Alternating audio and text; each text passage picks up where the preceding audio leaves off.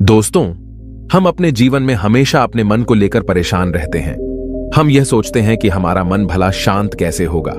हमारे मन में तो तरह तरह के विचार चल रहे हैं। हम काम कुछ और करना चाहते हैं, लेकिन हमारा मन हमसे कुछ और ही काम करवा लेता है। इससे पहले कि आप अपने मन को शांत करने का प्रयास करें, यह जानना जरूरी है कि मन का व्यवहार शांत होने वाला है ही नहीं। अगर मन शांत होने वाला हो सकता तो इस दुनिया में सभी के मन शांत हो गए होते और हर कोई अपना जीवन सुखी सुखी बिता रहा होता। फिर न तो कोई हंगामा होता और न ही किसी तरह की कोई तकलीफ। सभी का जीवन खुशी खुशी बीत रहा होता। फिर न तो आप और न ही मैं पैसे कमाने के पीछे भाग रहे होते। समस्या तो यह है कि हम ज्यादा से ज्यादा चीजें इकट्ठा करना चाहते हैं, क्योंकि हमें लगता है कि हमारे पास जितनी ज्यादा चीजें होंगी हम उतना ही सुखी रहेंगे। लेकिन वास्तविकता तो यही है कि बाहर की किसी भी चीज में कोई सुख नहीं है और न ही उनमें कोई दुख है। और यही कारण है कि जब हम किसी चीज के पीछे भाग रहे होते हैं, जब हम कोई चीज पाना चाहते हैं, तो उसे पाकर हमें पल भर के लिए खुशी तो मिलती है, लेकिन बाद में हम उस खुशी का एहसास नहीं कर पाते। वह खुशी दुख में परिवर्तित हो जाती है। और इसी प्रकार से हम एक चीज से दूसरी चीज, दूसरी से तीसरी चीज के पीछे लगातार भागते रहते हैं, क्योंकि हमें ऐसा ही लगता है कि यदि हम वह चीज पालेंगे तो हम सुखी हो जाएंगे। लेकिन वास्तविकता में वही सुख हमारे दुख का कारण बन जाता है, जिस कारण हमारा मन बेचैन रहने लगता है। हम उस चीज को पाने के लिए तरह तरह के उपाय करते हैं, जिस कारण हमारा मन और भी बेचैन होने लगता है। और यह बेचैनी धीरे धीरे चिंता का रूप ले लेती है और हमारा मन पूरी तरह से अशांत हो जाता है। हमें कुछ भी अच्छा नहीं लगता। हमें लगता है कि जो कुछ हमने मांगा था उसका उल्टा हो रहा है। सब कुछ हमारे विपरीत जा रहा है। और फिर हम अपने मन को शांत करने के लिए ध्यान करना शुरू करते हैं, क्योंकि एक ध्यान ही वह मार्ग है जो हमें ज्ञान की ओर ले जाता है। वह हमें यह बताता है कि बाहर किसी भी चीज में कोई सुख नहीं है और न ही दुख है। दुख और सुख तो हमारे मन का भ्रम है।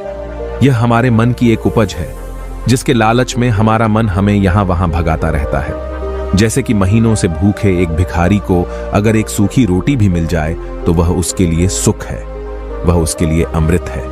और ठीक उसी के विपरीत यदि किसी धनवान के घर पर 56 प्रकार के भोग भी बन जाए, तब भी वह उसे खाकर तो दुखी ही रहेगा। यह तो उनकी मनस्थिति पर निर्भर करता है। इसे और अच्छे से समझने के लिए आज की जो कहानी मैं आपको सुनाने जा रहा हूं, इस कहानी के माध्यम से आप यह समझ पाएंगे कि हमारे मन की स्थिति क्या है और हम इसे कैसे नियंत्रित कर सकते हैं। तो चलिए बिना किसी देरी के कहानी शुरू करते हैं। एक समय की बात है, एक गांव में एक युवक रहता था जिसका मन बहुत ही अशांत रहता था। वह हमेशा तनाव में रहता। वह अपने मन को शांत करना चाहता था, लेकिन उसे कोई भी उपाय नजर नहीं आ रहे थे। उसके जीवन में कई प्रकार के दुख थे, जिनके कारण वह हमेशा तकलीफ में रहता, तनाव में रहता।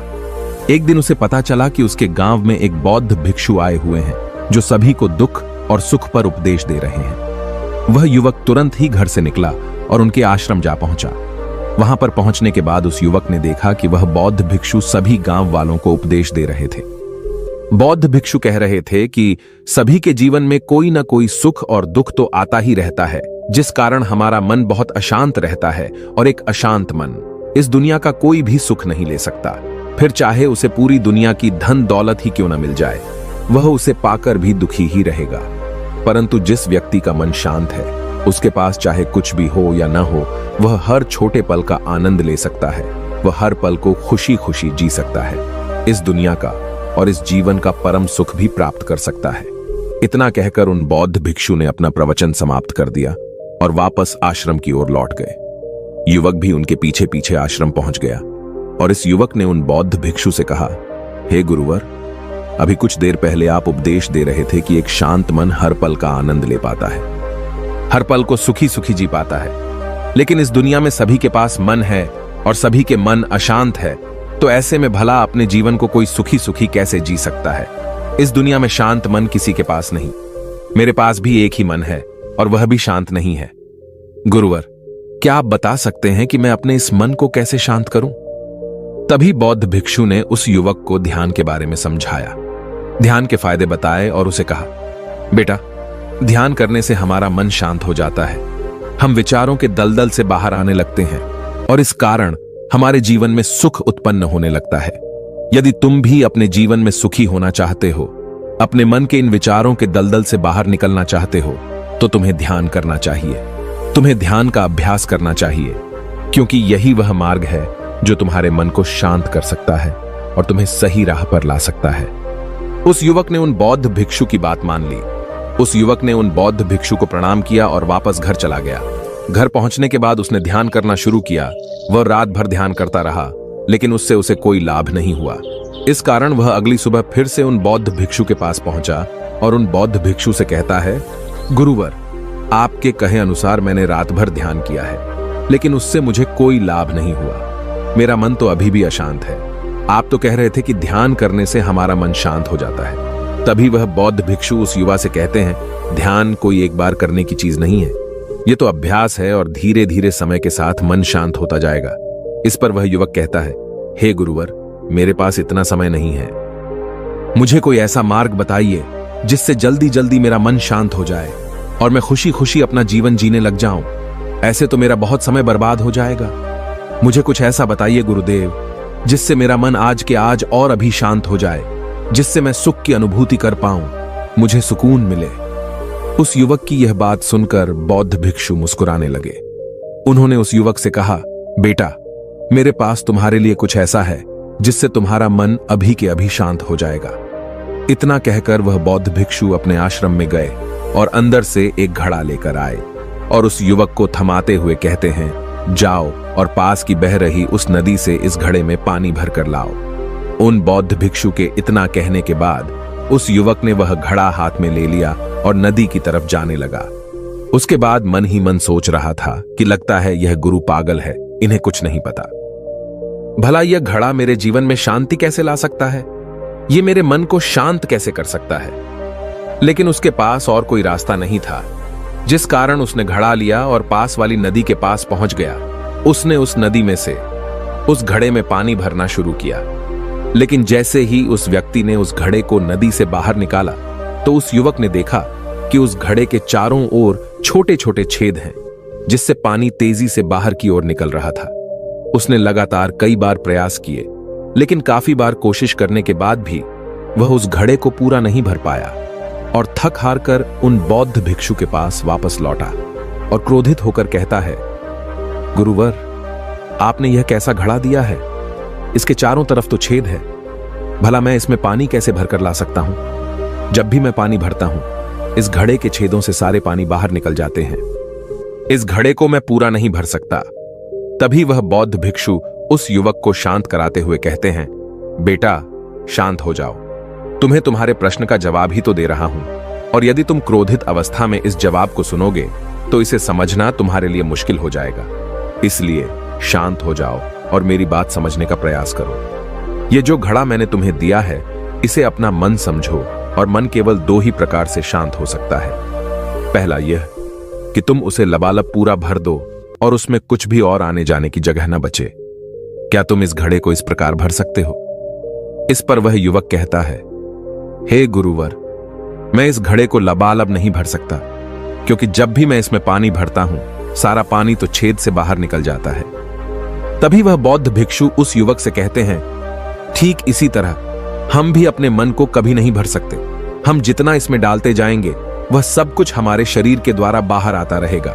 फिर चाहे वह क्रोध हो, प्रेम हो या फिर दया, हम जो भी अपने अंदर आने देते हैं, वही हमारे अंदर से बाहर भी आता है। और इसीलिए मैंने तुम्हें छेदों वाला घड़ा दिया, क्योंकि ये हमारी मन के जैसा ही है।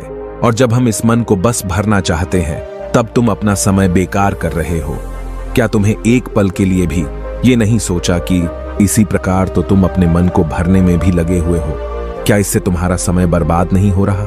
क्या इससे तुम्हारा जीवन बर्बाद नहीं हो रहा? क्योंकि जिस भी चीज से तुम अपने मन को भरोगे, वह तो बाहर निकल ही जाएगी। उस युवक को अपनी गलती का एहसास हुआ। वह तुरंत उन बौद्ध भिक्षु के चरणों में गिर गया और उन बौद्ध भिक्षु से कहता है, गुरुवर, आपने सच कहा।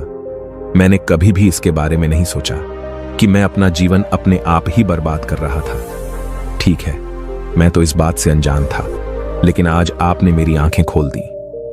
परंतु गुरुवर, अगर यह मन को पूरी तरह भरने का पहला तरीका मन को शांत नहीं कर सकता, तो मन को शांत करने का दूसरा तरीका कौन सा है?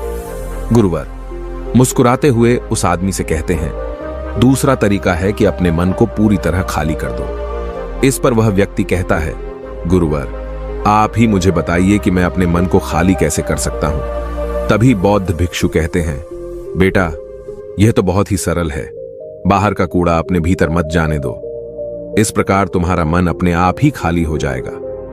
वह व्यक्ति कुछ देर सोच विचार करने के बाद बौद्ध भिक्षु से कहता है, हे गुरुदेव यह कैसे संभव है?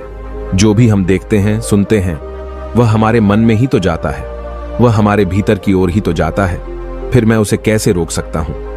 इस पर बौद्ध भिक्षु मुस्कुराने लगे और उस युवक से कहते हैं, बेटा मैं तुम्हें यही तो समझाने का प्रयास कर रहा हूं कि मन को केवल ध्यान से ही जीता जा सकता है और एक दिन ध्यान करने से कुछ नहीं होने वाला। हमें इसके लिए समय देना होगा, हमें इसके लिए धैर्य रखना होगा, इसका निरंतर अभ्यास करना होगा। आगे बौद्ध भिक्षु उस युवा से कहते हैं, बेटा क्या तुम्हें प्यास लगी है?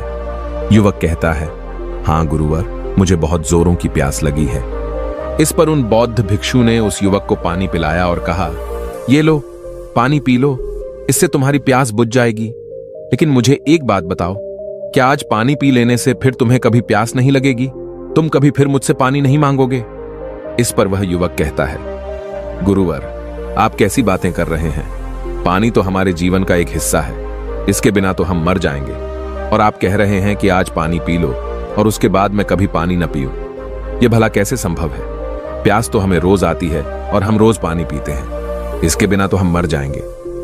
तभी बौद्ध भिक्षु मुस्कुराते हुए उस युवक से कहते हैं, ठीक इसी प्रकार एक दिन के ध्यान से हमारा मन शांत नहीं हो सकता, उसे भी रोज भूख लगती है और उसे रोज रोज हमें आहार भी देना पड़ता है, उसे भी रोज पानी पीने की जरूरत पड़ती है, और ठीक उसी प्रकार हमें हर दिन ध्यान करने की भी जरूरत पड़ती है।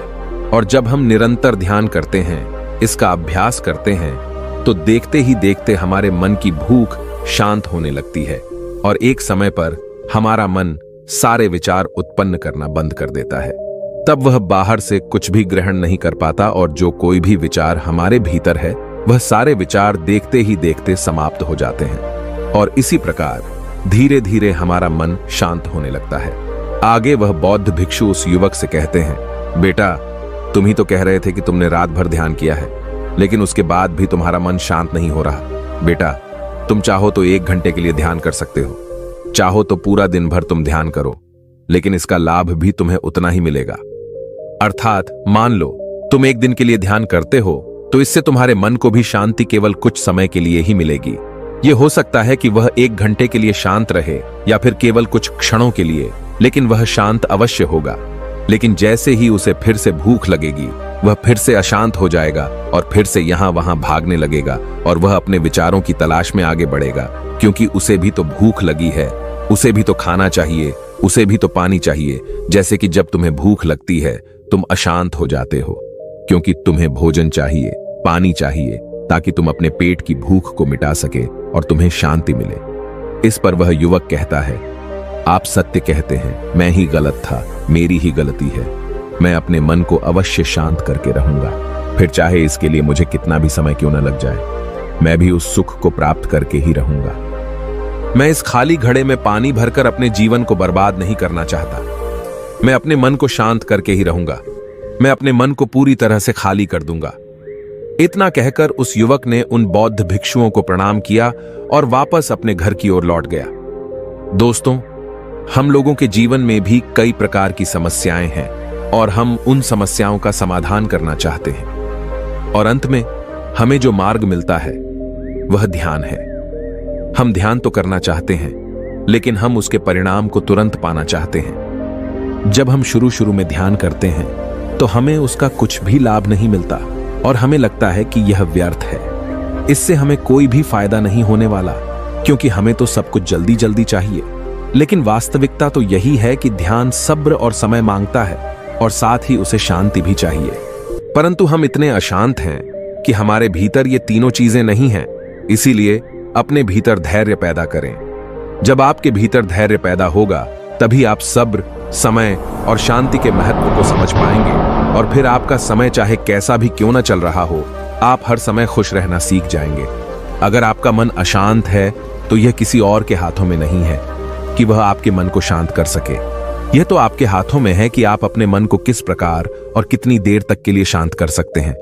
दोस्तों, आपने आज के इस वीडियो से क्या सीखा वह मुझे आप कमेंट में बता सकते हैं। इसी के साथ में उम्मीद है कि आपको आज की वीडियो पसंद आई होगी, तो इस वीडियो को उस इंसान को शेयर करें और उसी के ठीक बाद चैनल को सब्सक्राइब करें।